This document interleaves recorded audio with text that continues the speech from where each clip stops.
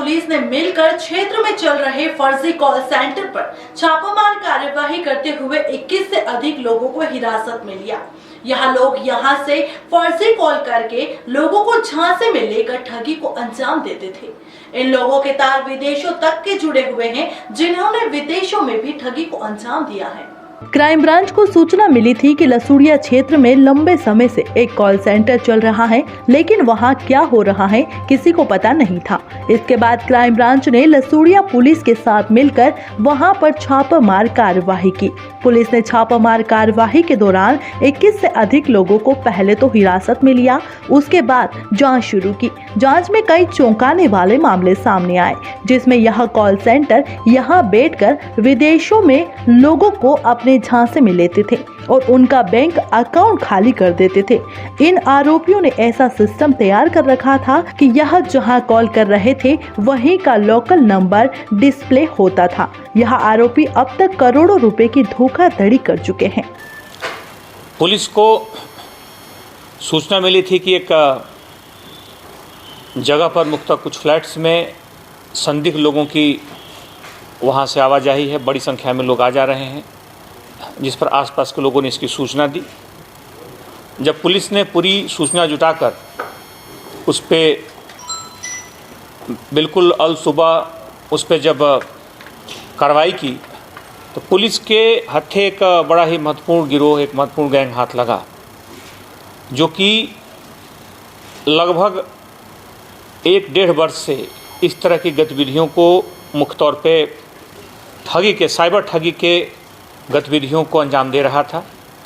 हम जानते हैं कि पिछले दिनों में तकनीक का प्रयोग बढ़ा है, साइबर का प्रयोग बढ़ा है, और इसके प्रयोग के साथ ही इसके दुरुपयोग की भी संभावना बढ़ी है और दुरुपयोग की घटनाएं भी बढ़ी हैं।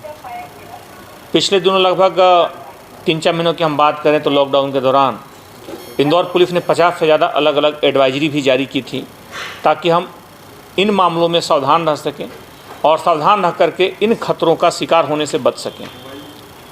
इस घटना में जो महत्वपूर्ण जानकारियां पुलिस के हाथ लगीं, उसमें पाया गया कि एक ऐसा गैंग है जिसमें यहाँ पर 20 से ज़्यादा लोग काम कर रहे हैं, और जब अचानक इसमें कार्रवाई की गई तो 21 लोगों को पुलिस ने रंगे हाथ गिरफ्तार किया, जिसमें हर व्यक्ति के पास अपना एक अलग कंप्यूटर था, एक पूरा सिस्टम था, और इनका शिकार दूसरे देशों में रहे हुए वो लोग थे जो साइबर तकनीक का उपयोग करते थे, जो मुख्य तौर पर हम जानते हैं कि आजकल की डिजिटल दुनिया में, डिजिटल होती जा रही दुनिया में, चाहे हम पैसों से खर्च करने के साथ साथ हर तरह के भुगतान के लिए डिजिटल माध्यमों पर निर्भर होते जा रहे हैं।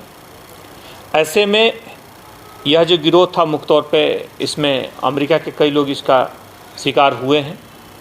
ये गिरोह मुख्य तौर पे डाटाबेस के माध्यम से कंप्यूटर से कुछ खास इलाकों के लोगों का पूरा डाटाबेस तैयार करता था, और उस डाटाबेस के माध्यम से प्रत्येक व्यक्ति को प्रतिदिन लगभग 1000 नंबर दिए जाते थे। जितने गिरोह के मेंबर्स थे, उन 1000 नंबर्स को उनको दिन भर लगातार ट्राई करना था। उन लोगों को झांसे में लेकर के इस बात का कहीं न कहीं से भय पैदा करना था कि उनके द्वारा किसी तरह की धोखाधड़ी की गई है।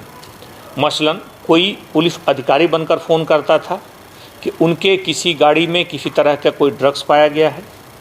कोई सोशल डिपार्टमेंट अधिकारी बन के फ़ोन करता था कि उनका नंबर या कुछ विशेष तरह की जो सुविधाएं हैं उनकी अवधि समाप्त होने वाली है।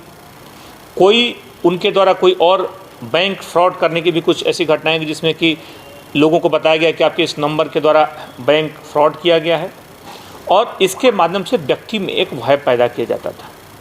समान तौर पर कई बार लोग फ़ोन नहीं उठाते थे।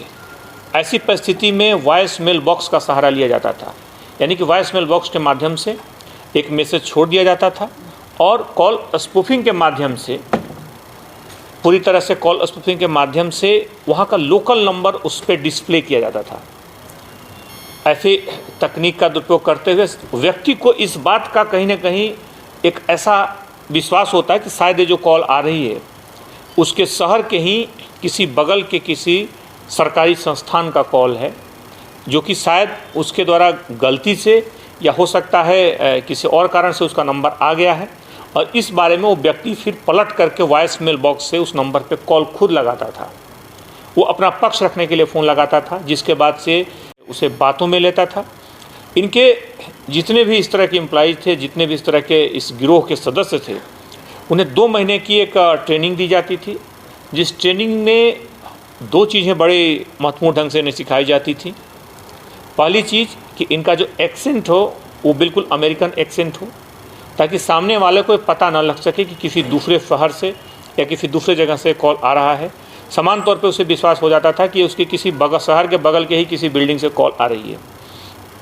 दूसरा, उसको बहुत सारे सैकड़ों FAQ जो होते हैं, फ्रिक्वेंटली आस्क्ड क्वेश्चंस, जो संभावित प्रश्न हो सकते हैं, उस तरह के प्रश्नों को इन्हें रटा दिया जाता था कि अगर व्यक्ति इस तरह की परिस्थितियाँ अगर आती है तो क्या प्रश्न पूछेगा, आपको क्या जवाब देना है।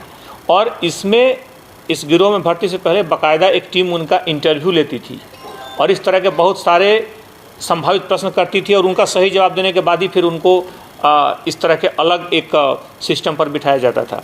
तो यह गैंग महीने में लगभग 1.5 करोड़ रुपए के आसपास प्रति माह कमाता था, प्रति माह लोगों से ठगी करता था और साथ ही साथ इसके जो भी कर्मचारी थे उन्हें ऊंची भुगतान भी करता था।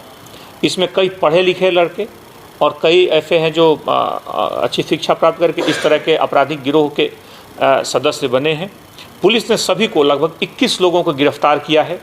इन पर कड़ी कार्रवाई की जा रही है और साथ ही साथ इनसे जुड़े कुछ लोगों की और जानकारियां मिली हैं जो कि यहाँ नहीं रहते थे, इस नेटवर्क को संचालित करते थे।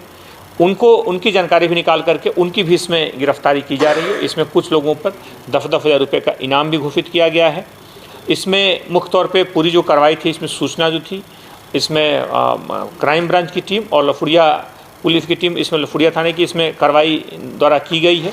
इसमें सभी लोगों को, जो हमारी टीम है, उनको 20,000 रुपये के पुरस्कार से इसमें पुरस्कृत किया जा रहा है।